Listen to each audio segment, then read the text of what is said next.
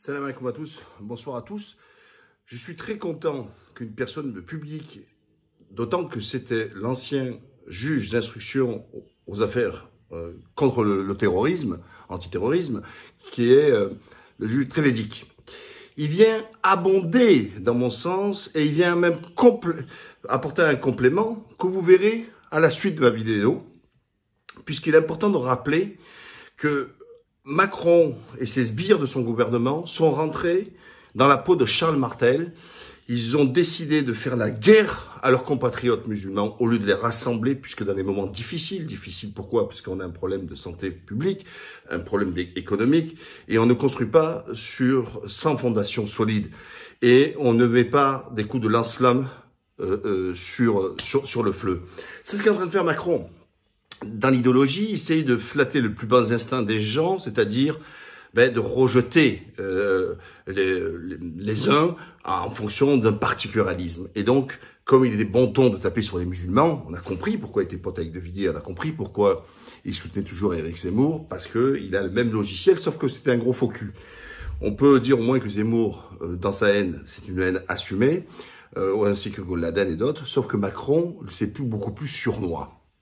Alors, oui, il fait la guerre à ses compatriotes français de confession musulmane, et je ne cesse de dire que le poison qui a été amené depuis les années 2000 et les années 90 dans beaucoup de quartiers, ce que d'aucuns appellent le salafisme, bon, c'est votre sémantique, je ne vais pas rentrer dans le débat pour d'explication là-dessus, mais en gros, c'est le wahhabisme, le poison. C'est une secte qui a été inventée par le régime saoudien pour essayer de contaminer les cerveaux et surtout permettre aux dirigeants barbares, le prince MBS, de se maintenir au pouvoir.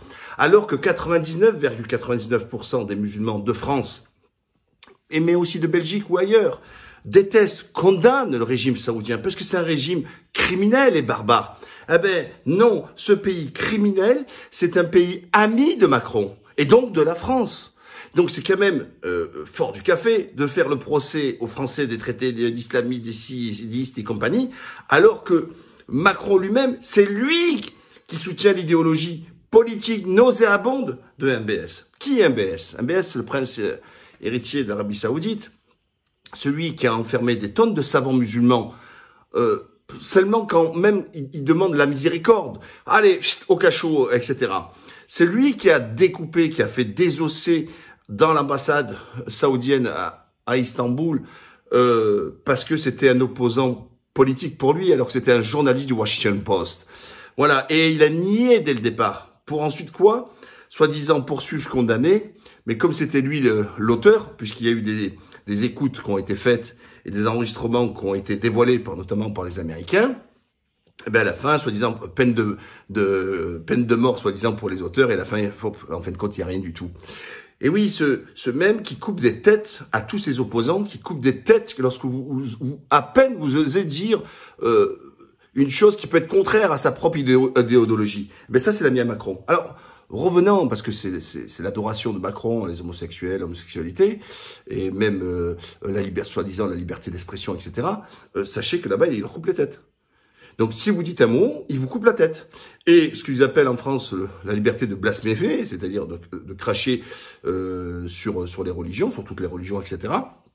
Sachez que si ceux que Charlie Hebdo, les journalistes, s'ils avaient fait ça en Arabie Saoudite, c'est couper les têtes.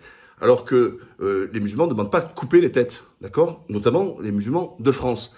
Donc, au lieu de faire la guerre aux Français de confession musulmane qui sont pacifiques, ben, Macron, il faudra arrêter de coucher, c'est d'arrêter de coquiner avec ce pire régime. Je ne parle pas des Émiratis, c'est exactement le même tarif. Ce sont des dictatures en puissance sanguinaire et qui n'ont rien à voir, ils sont étrangers à l'islam. Au contraire, ce sont même les ennemis des musulmans dans leur pays et les ennemis des musulmans dans le monde.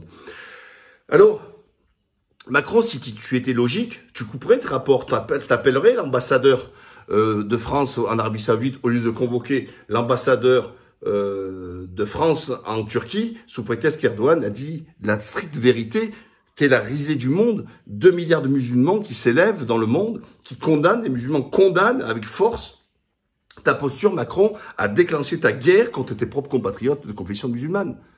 Voilà. Et donc, c'est plutôt retiré, parce que tant qu'on a des liens diplomatiques, tant qu'on a des liens économiques, tant qu'on a des liens, pire, dans la guerre, ils sont alliés. Quand l'Arabie Saoudite détruit le Yémen, c'est la France de Macron qui lui fournit les armes. Pareil aux Émiratis. Quand les Émiratis, eux, détruisent la Libye avec le soutien d'Haftar, c'est la France qui file encore. Et donc Macron qui file les armes encore à un BZ des Émiratis, etc. Donc voilà. Moi je suis bien content que Erdogan a remis à sa place et a dit tout haut ce qu'il faut penser de lui. Mais enfin, il n'est pas le seul. Merkel, elle a vu passer depuis Chirac tous les présidents. Et jamais s'est manifestée aussi véhémente contre un président. Or, elle a fait pour Macron. On a vu des Boris Johnson, on a vu Trump le traiter de stupide, etc.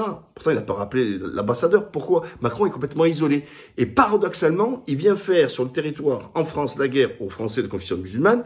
Et il garde, c'est les seuls amis qu'il a en international, c'est les pires régimes que lui-même dénonce dans son idéologie qu'il appelle islamiste, l'islam politique et tout est quanti.